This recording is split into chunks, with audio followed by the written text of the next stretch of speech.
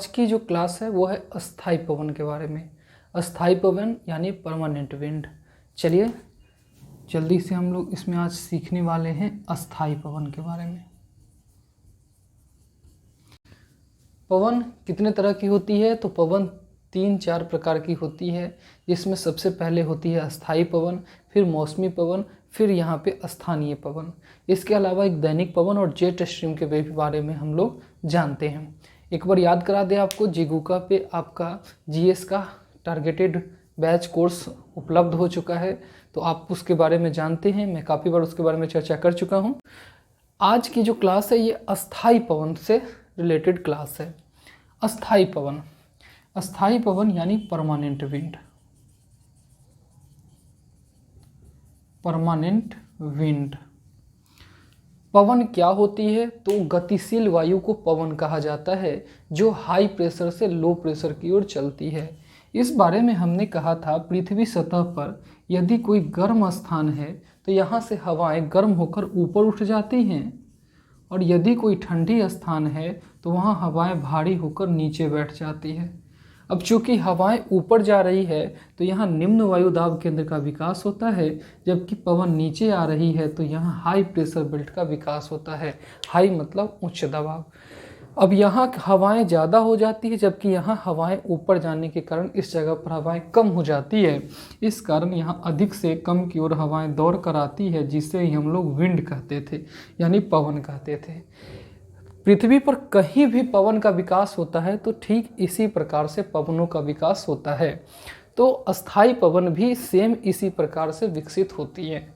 अस्थाई पवन वह पवन होती है जो पूरे ग्लोब पर चलती है, यानी पृथ्वी पर जो पूरे पृथ्वी पर प्रवाहित होती है, उन पवनों को अस्थाई पवन कहा जाता है। इन्हें प्लैनेटरी विंड यानी पूरे प्लैनेट पर चलने वाले या परमानेंट विंड के नाम पर भी जाना जाता है। इसको समझने के लिए थोड़ा सा आपको प्लैनेट की कंडीशंस को भी, हीट कंडीशंस को भी समझना होगा, साथ ही साथ एयर प्रेशर बेल्ट की कंडीशन को भी समझना होगा। इसे समझने के लिए हम इस पृथ्वी का आधा भाग यानी आपका ये भाग लेते हैं और आधे भाग को हम यहाँ पे इरेज कर लेते हैं। पृथ्वी पर जो पृथ्वी को 2 बराबर भागों में बांटती है, उसे हम लोग 0 डिग्री की अक्षांश यानी 0 डिग्री की लैटिट्यूड कहते हैं। 0 डिग्री लैटिट्यूड पर आपका सूर्य हमेशा लंबवत होता है, यानी सूर्य की किरणें हमेशा इस पर परपेंडिकुलर होती है। सूर्य की रोशनी सबसे ज़्यादा यहाँ प्राप्त होने के कारण यहाँ पर एक लो प्रेशर बेल्ट का विकास होता है। अब इसे 0 डिग्री को हम यहाँ डॉटेड लाइन से दिखा देते हैं। यहाँ लो प्रेशर बेल्ट का विकास होता है, क्योंकि आप जानते हैं गर्मी के क्षेत्र में कैसी बेल्ट होती है, तो लो प्रेशर बेल्ट होती है। तो यहाँ 0 डिग्री पर लो प्रेशर बेल्ट का निर्माण होता है। साथ ही इसे हम, चूँकि 0 डिग्री के क्षेत्र में है और 0 डिग्री को इक्वेटर कहते हैं, इसीलिए इसे हम इक्वेटोरियल लो प्रेशर बेल्ट कहते हैं। अब देखिए, सूर्य की सर्वाधिक तिरछी किरणें ध्रुवों पर प्राप्त होती है, और हमारे पास एक उत्तर ध्रुव होती है और एक दक्षिण ध्रुव होती है। तो इन ध्रुवों पर यानी 80 डिग्री से 90 डिग्री के बीच, और चूँकि ये उत्तर है तो हम यहाँ नॉर्थ लगा देते हैं, और फिर यहाँ 80 डिग्री टू 90 डिग्री साउथ के बीच सबसे ज़्यादा तिरछी किरणें होती हैं। क्योंकि सूर्य की किरणें यहाँ तिरछी होती है, इसीलिए यहाँ तापमान कम होता है। और अब पढ़ चुके हैं, ठंडी के क्षेत्रों में हाई प्रेशर बेल्ट का निर्माण होता है। ठंडी के क्षेत्र में आपकी कैसी बेल्ट बनती है? तो हाई प्रेशर बेल्ट बनती है। अब इन 2 स्वाभाविक बेल्ट के बीच में भी आपकी 2 छोटी छोटी बेल्ट पाई जाती हैं, जो उत्तरी गोलार्ध और दक्षिणी गोलार्ध में भी होती हैं।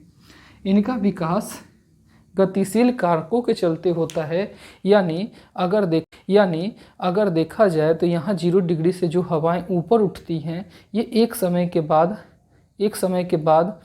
0 डिग्री से ऊपर उठती हुई हवाएं क्षोभ मंडल के अवरोध के कारण 2 भागों में बढ़ जाती है। यानी यहाँ पर समझे जरा, जो हवाएं ऊपर उठ रही हैं ये 2 भागों में आगे चलकर बढ़ जाती है, क्योंकि ऊपर में क्षोभ मंडल का अवरोध आ जाता है। तो बटने के कारण मैं यहाँ आपको दिखाता हूँ, यहाँ से हवाएं ऊपर उठती हैं और यहाँ क्षोभ मंडल होता है, जिसके कारण ये दो भागों में बंट जाती है और फिर यहाँ पर ये अवतलित होने लगती है, नीचे बैठने लगती है।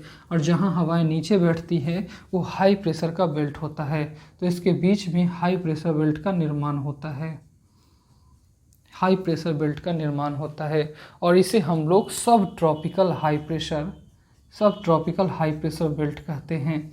यानी आपका इसे हिंदी में उपोष्ण उच्च वायुदाब पेटी कहा जाता है।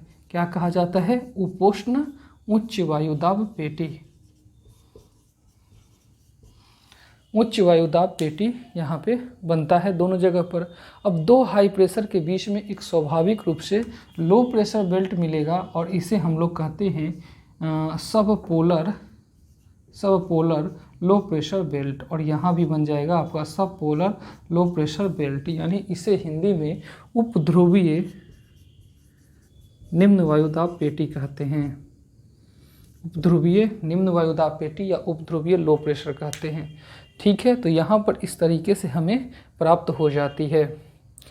अब जरा देखिए, पवनें उच्च वायुदाब से निम्न वायुदाब की ओर चलती हैं, तो ठीक यहाँ उच्च वायुदाब जो ये वाली बेल्ट है और ये वाली बेल्ट है, यहाँ से लो प्रेशर की ओर, यानी इधर की तरफ और इधर की तरफ दोनों ओर आपकी पवनें चलेंगी।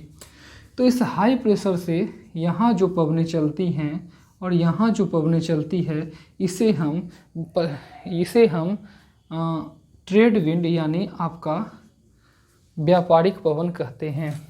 तो इसे हम क्या कहते हैं? व्यापारिक पवन। और ये हमारी पहली अस्थाई पवन होती है, इसे ट्रेड विंड कहा जाता है। इसे क्या कहा जाता है? ट्रेड विंड कहा जाता है। इसके बाद यहाँ इसी हाई प्रेशर से नीचे की तरफ फिर से पवनें चलती हैं और नीचे की ओर जो पवनें चलती हैं, इन्हें ये दूसरे वाले पवनों को हम लोग पछुआ पवन कहते हैं। इस दूसरी वाले पवन को हम लोग कहते हैं पछुआ पवन, पछुआ पवन कहते हैं। और फिर इस हाई प्रेशर से फिर यहाँ पे जो पवन चलती है, इसे हम यहाँ पे ध्रुवीय पवन यानी आपका पोलर विंड कहते हैं, ध्रुवीय पवन कहते हैं। ठीक है, तो इस तरीके से तीन अस्थाई पवनें, एक व्यापारिक पवन, एक पछुआ पवन और एक ध्रुवीय पवन आपके यहाँ पर निकल के आती हैं, जो पूरे ग्लोब पर इस तरीके से चलायमान होती है। अब ध्यान देंगे, यहाँ पर आपसे पूछा जा सकता है जो पवनें उत्तरी गोलार्ध में किस ओर मुड़ती है और दक्षिणी गोलार्ध में किस ओर मुड़ती हैं। तो ध्यान रखेंगे, पवनें उत्तरी गोलार्ध में आपकी दाएं ओर मुड़ जाती है। जैसे यहाँ देखिए इस पछुआ पवन को, ये इस दिशा में जो जा रही है तो ये दाहिने मुड़ती हुई जा रही हैं, या इधर से ये आ रही हैं तो ये भी दाहिने मुड़ती हुई आ रही हैं। इसे भी देखिए तो ये दाहिने मुड़ती हुई आ रही हैं।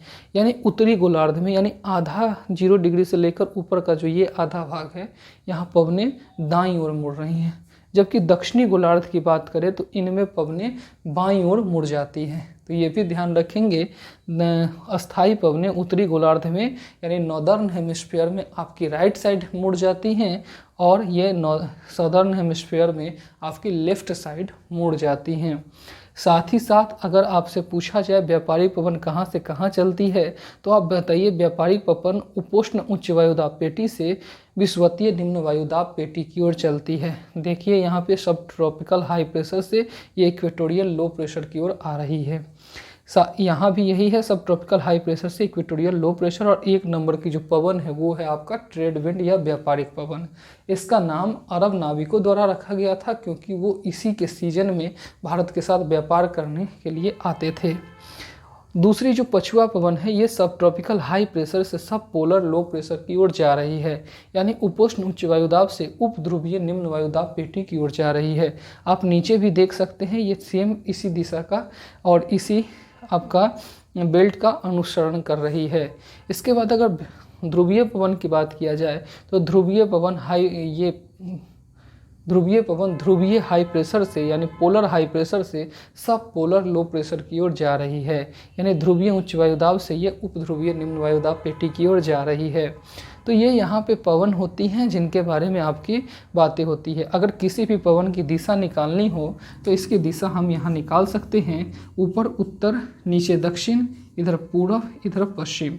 अब देखिए, जैसे हमें इस व्यापारिक पवन का उत्तरी गोलार्ध में दिशा निकालना है तो हम बस सिंपल यहाँ पे रख लेंगे और हम कहेंगे इसकी दिशा, चूँकि कोई भी पवन जहाँ से निकलती है वही मानी जाती है, तो इसकी दिशा हम कहेंगे नॉर्थ ईस्ट है, यानी उत्तर पूर्व है, और ये उत्तर पूर्व से दक्षिण पश्चिम की ओर चलती हुई जा रही है। तो ध्यान रखिएगा, इस तरीके से हम यहाँ दिशा वे निर्धारण कर सकते हैं। चलिए, तो इसको समझिए। इसे समझने में कोई कठिनाई हो तो आप कमेंट के जरिए बताइए। इसको एक बड़े से वीडियो में फिर से और डिस्क्राइब किया जाएगा। ये तो यहाँ पे आपकी क्विक वीडियो 10 मिनट की रिवीजन लगभग के लिए ये है। साथ ही साथ मैं आपको याद करा दूं, जीगूका पर विभिन्न एग्जाम के लिए टारगेटेड कोर्स जीएस की मौजूद है, जो मिनिमम 49 रुपये के साथ स्टार्ट हो रही है।